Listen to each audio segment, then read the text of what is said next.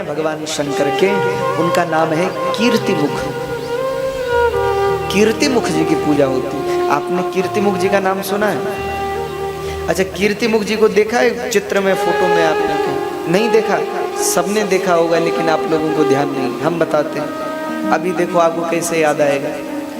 अरे आप लोग जब नया नया घर बनाते हो, सुंदर घर बनाते हो, तो महाराज किसी की नजर न लगे, किसी की खराब दृष्टि न पड़े, तो विकराल सा चेहरा लगाते हैं घर पे।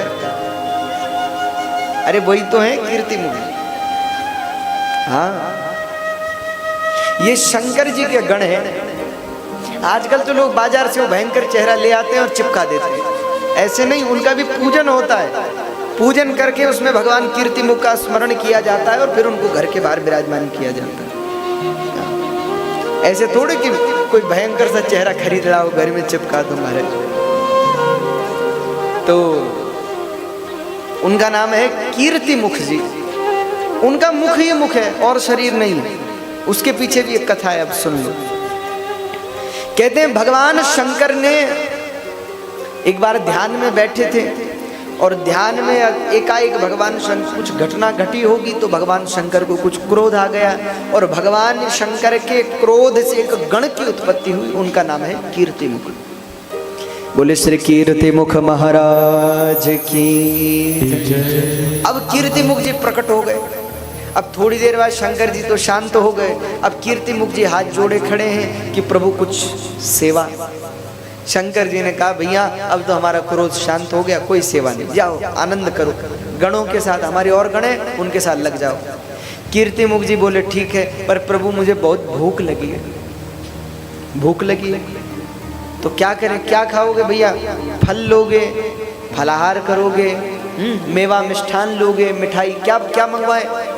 तो कीर्तिमुख जी ने कहा कि महाराज क्षमा करिएगा, मैं तो आपके क्रोध से प्रकट हुआ हूँ, असुर हूँ, भूत प्रेत राक्षस हूँ। अब भूत प्रेत कोई मिठाई खाएगा महाराज?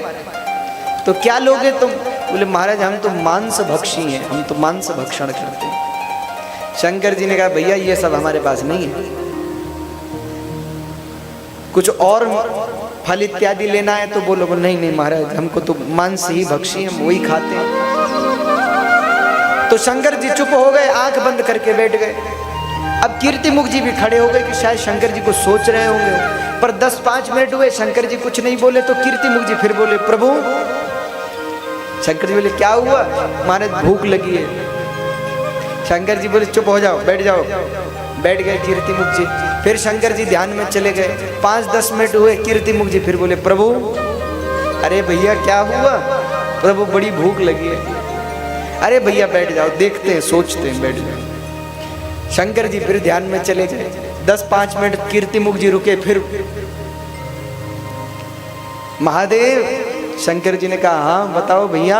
अरे प्रभु हमको बहुत भूख लगी है, हमको कुछ दो। अब शंकर जी परेशान हो गए कीर्तिमुख जी से कि ये अच्छे प्रकट हो गए मारे, अब इनके लिए कहाँ से लाए? वो बार बार कहे महाराज भूख लगी है, हमें भूख लगी है, हमें भूख लगी है। तो शंकर जी को क्रोध आ गया। तो क्रोध आया तो शंकर जी ने क्रोध में भर के कह दिया कि इतनी भूख लगी है तो खुद को खा जाओ। कीर्तिमुख जी बोले ठीक है।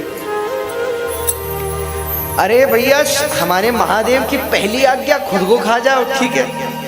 तो अपने ही शरीर के अंगों को खाने लगे कीर्तिमुख जी, और अपने शरीर के अंगों को खाते खाते महाराज केवल गर्दन भर बच गई, बाकी सब अपने शरीर को खा गए। और उसके बाद भी शंकर जी से बोले प्रभु भूख लगी। तो शंकर जी ने कहा भैया भगत तो हमारे बहुत हैं, पर तुम जैसा कोई नहीं, हम तुम पे बहुत प्रसन्न हैं। बताओ हमारी एक आज्ञा के लिए खुद को ही खा गए, तो हम तुम पे प्रसन्न हैं, हम तुम्हें आशीर्वाद देते हैं। आज से जहाँ हमारी पूजा होगी वहाँ तुम्हारी पूजा होगी। लेकिन कीर्तिमुख जी ने कहा वो तो ठीक है, पर प्रभु भूख लगी।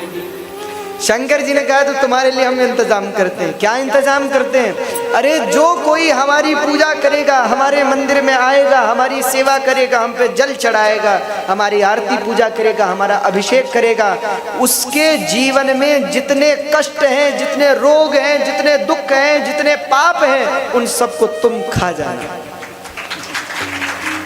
तो कीर्तिमुख जी जो है वो शंकर जी के साथ रहते हैं। तो आप जब सब भक्त जाते हो ना भगवान शंकर पे जल चढ़ाने, उनकी आरती पूजा करने, तो शंकर जी की पूजा करते हो, गणों की पूजा करते हो, कीर्तिमुख जी की पूजा करते हो, तो हमारे जीवन के जितने पाप ताप कष्ट दुख हैं कीर्तिमुख जी उन सब का भक्षण कर जाते हैं हमारे। तो इसलिए शंकर जी के साथ कीर्तिमुख जी की भी पूजा करनी चाहिए। हाँ, वही है सब काम करने वाले। तो कीर्तिमुख जी की पूजा होती है। और